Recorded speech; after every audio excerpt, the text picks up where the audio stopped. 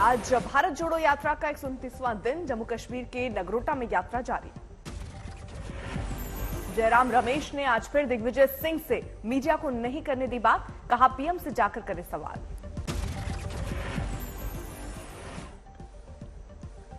सवाल पूछिए। अभी प्रधानमंत्री 10 मिनट के बाद 10 मिनट अभी जरा मूवमेंट होने दो। जयराम रमेश ने मीडिया के सवाल पर दिग्विजय सिंह को नहीं देने दिया पूरा जवाब। आखिरकार दिग्विजय बोले, जयराम रमेश ही करे सवाल। Regarding that, please ask him. but You please ask him. please, so we are just asking him the question because We have answered the question. Okay. He has answered. We have answered. Don't just. Bharat जोड़ो यात्रा के दौरान कल दिग्विजय सिंह ने surgical strike का उठाया था मसला। पीएम मोदी से मांगे थे सबूत।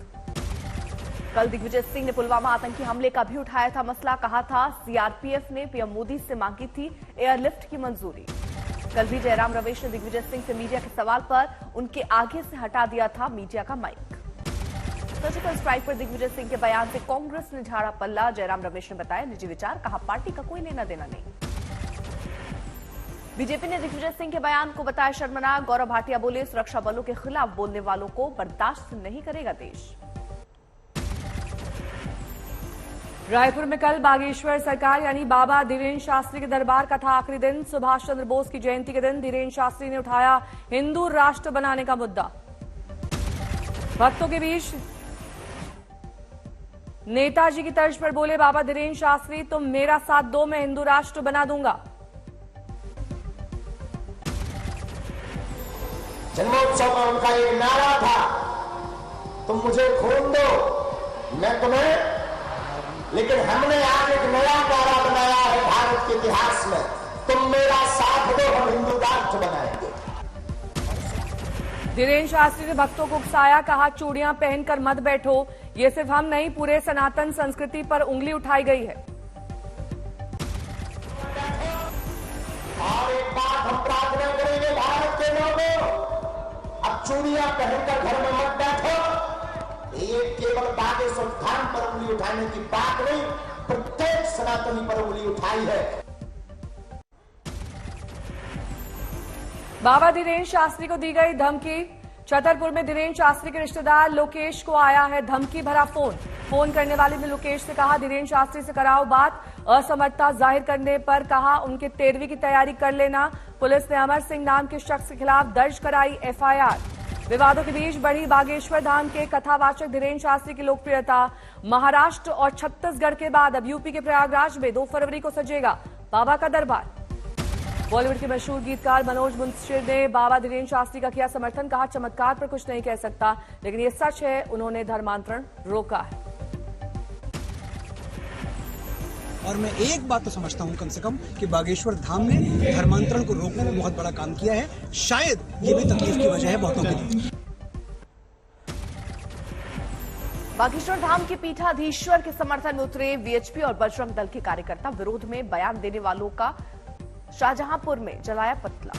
द्वारिका पीठ के शंकराचार्य ने किया धीरेन्द्र शास्त्री का समर्थन। बोले अगर देवी देवताओं की शक्तियों से सुलझ रही है समस्याएं तो लोगों को क्यों हो रही है परेशानी। धीरेन्द्र शास्त्री के समर्थन में महाराष्ट्र के साधु संतों की एंट्री। दूसरे धर्मों के पाखंड को उजागर करने के मकसद से नासिक के रामकुंड घाट पर जुट रहे हैं 10 अखाड़े। स्वामी अविमुक्तेश्वरानंद ने मजहब के नाम पर चमत्कार करने वालों को दी नसीहत। बोले जादू टोने से धर्म का उत्थान नहीं होता, खतरे में आता है। रायपुर में चल रहे धीरेन्द्र शास्त्री के दिव्य दरबार में एक मुस्लिम महिला ने अपनाया हिंदू धर्म। सुल्ताना बन गई सुरभि, बाबा की आरती उतारकर बांधी राखी। पीएम मोदी ने नेताजी सुभाष चंद्र बोस पर युवाओं से किया संवाद। जाने उनके विचार, दिया सुझाव। कहा ज्यादा से ज्यादा पढ़ें और जीवन में बारीकी से उन पर अमल करें। नेताजी के जीवन में बहुत गहराई से अध्ययन करने का प्रयास किया होगा। गहराई से किया होगा कि गूगल से किया होगा वो तो भगवान जाने, क्योंकि आजकल तो लोग गहराई से नहीं करते, गूगल से करते हैं।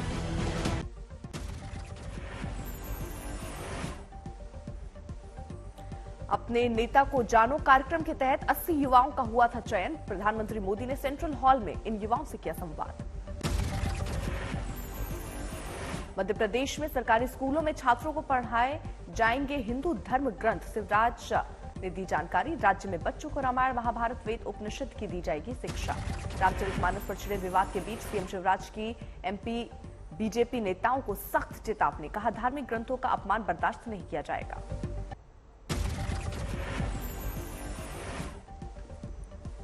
दिल्ली में आज फिर मेयर चुनाव को लेकर बड़ा सियासी दंगल। चुनाव से पहले बीजेपी और आप के बीच होगी बैठक। एलजी द्वारा नॉमिनेटेड पार्षदों को आज एक बार सबसे पहले शपथ दिलाने की होगी कोशिश। 6 जनवरी को इसी मुद्दे पर हुआ था विवाद। आपकी दलील, नॉमिनेटेड पार्षदों को मेयर के चुनाव में मतदान का ना दिया जाए अधिकार। दिल्ली में 4 दिसंबर को सभी 250 सीटों पर हुए थे निकाय चुनाव। 7 दिसंबर को हुई थी वोटों की गिनती।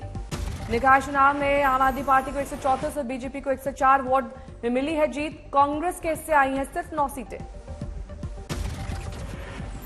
बीजेपी नेताओं से उपेंद्र कुशवाहा की मुलाकात पर गरमाई बिहार की सियासत। आज तक से बोले जेडीयू अध्यक्ष, कोई किसी को बांधकर नहीं रख सकता। इस बात को कह रहे हैं हमको नहीं मालूम है, लेकिन हम जहां तक समझते हैं कि मेरी पार्टी मजबूत हो रही है। और उपेंद्र कुशवाहा को लेकर सवाल करने पर बोले डिप्टी सीएम तेजस्वी यादव, ये जेडीयू का अंदरूनी मसला आरजेडी लालू ने और जेडीयू नीतीश ने बनाई, इसे कोई बयानवीर नहीं चला पाएंगे। देखिए कि क्या करना है, इस पे हमको ज्यादा टिप्पा टिप्पणी नहीं करता। महागठबंधन लंबा चलेगा। ये मामला जो है अंदरूनी जदयू का मसला है, इसमें जदयू देखेगी कि क्या करना है। जहरीली शराब कांड पर तेजस्वी ने आला पुलिस अफसरों के तबादले की रणनीति पेश की। सिवान में कल जहरीली शराब से हुई थी 6 लोगों की मौत, 7 लोगों की हालत गंभीर। महाराष्ट्र के राज्यपाल भगत सिंह कोश्यारी का बयान, पीएम मोदी से जताई है पद छोड़ने की इच्छा। भगत सिंह कोश्यारी के पद छोड़ने की इच्छा व्यक्त करने को विपक्ष ने बताया राजनीतिक स्टंट। शिवसेना नेता मनीषा कांडे ने कहा, उन्हें इच्छा जताने के बजाय राष्ट्रपति को भेज देना चाहिए था इस्तीफा। शिवसेना ने कोश्यारी के राज्यपाल पद छोड़ने की इच्छा जताने पर कसा तंज। कहा, कभी कभी देर नहीं से देर भली। सोमवार को शिवसेना और कांग्रेस ने राष्ट्रपति से की थी मांग, महाराष्ट्र के राज्यपाल भगत सिंह कोश्यारी को करें बर्खास्त। शिवाजी और आंबेडकर पर अपनी टिप्पणी को लेकर विपक्ष के निशाने पर है राज्यपाल भगत सिंह कोश्यारी। विमान में बवाल की एक और तस्वीर आई सामने। दिल्ली से हैदराबाद जा रही फ्लाइट में बरपा हंगामा।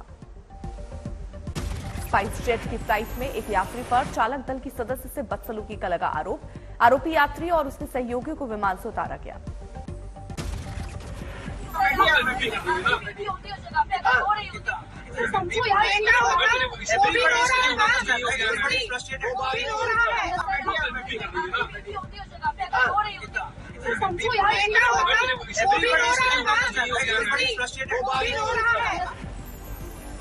स्पाइस जेट की शिकायत पर दिल्ली पुलिस ने 354A के तहत दर्ज किया केस। आरोपी को किया गया अरेस्ट।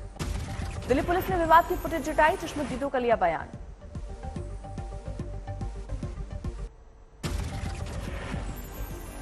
भारत और न्यूजीलैंड के बीच आज खेला जाएगा तीसरा और आखिरी वनडे। इंदौर में होगा यह मुकाबला। पहली सीरीज जीत चुकी है टीम इंडिया।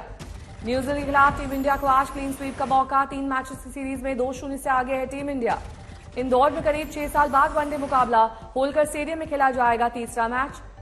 इस मैदान पर टीम इंडिया अब तक है अजेय। आज उमरान मलिक के साथ इंदौर के रजत पाटीदार को टीम इंडिया 11 में मिल सकता है मौका। होम ग्राउंड का लाभ उठा सकते हैं पाटीदार।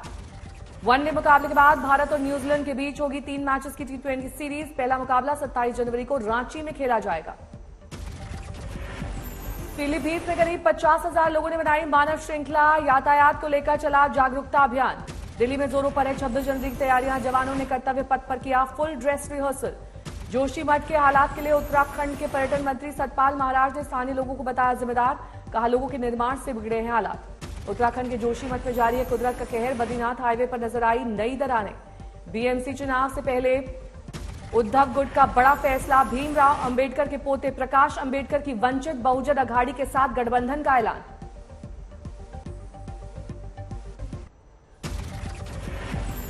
देवरिया में बालाजी मंदिर के स्वामी राजनारायणाचार्य ने स्वामी प्रसाद मौर्य पर साधा निशाना। कहा, उन्हें बैन ही कर देना चाहिए।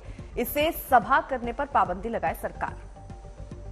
छिंदवाड़ा में एसपी नेता स्वामी प्रसाद मौर्य के बयान पर बोले, शंकराचार्य राजनीति उनका विषय है, धर्म को वो जानते ही नहीं।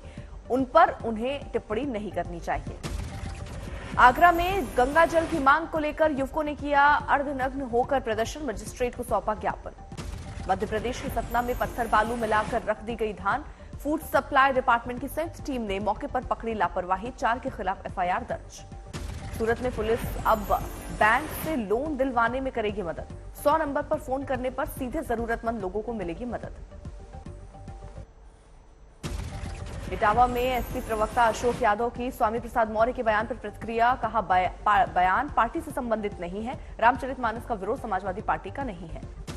हरिद्वार में स्वामी प्रसाद मौर्य के बयान पर भड़के साधु संत, मौर्य पर बैन लगाने की मांग, जेल भेजने की सरकार से भी मांग। संतों ने कहा मुसलमानों के वोट लेने के लिए कब तक हिंदू धर्म ग्रंथों को बनाएंगे निशाना, मौर्य को पार्टी से निकालने की कही बात। हनुमानगढ़ में परीक्षा पर चर्चा कार्यक्रम में पहुंचे सांसद निहाल चंद का गहलोत सरकार पर निशाना, गहलोत सरकार को बताया फेल। बिहार में राष्ट्रीय स्वाभिमान दिवस का आयोजन, सीएम नीतीश कुमार हुए शामिल।